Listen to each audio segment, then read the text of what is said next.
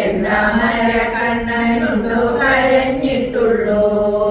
പള്ളി മഞ്ചത്തിന്നു വെട്ടമുദ്ധാനം ചെയ്തിരോ വട്ടമുള്ള പരിജനത്തോടുകൂടി മുകുന്ദൻ ഉള്ളഴിഞ്ഞു താഴത്തെഴുന്നള്ളി പൗരവരന്മാരും വെള്ളം പോലെ ചുറ്റും വന്നു വന്ദിച്ചു നിന്നു. പാരാവാര കൽപ്പപരിവാരത്തോടുകൂടി ഭക്തപാരായണനായ നാരായണനാശ്ചര്യം പാരാതെ ചെന്നെതിരേറ്റു പൂജലനെതിരതയ പാരവശ്യമേവം മറ്റൊരീശ്വരനുണ്ടോ.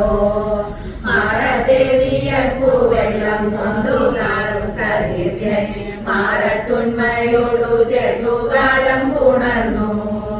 കുറുമൂലം തൃക്കൈ കൊണ്ടു കൈപിടിച്ചു കൊണ്ടുവരി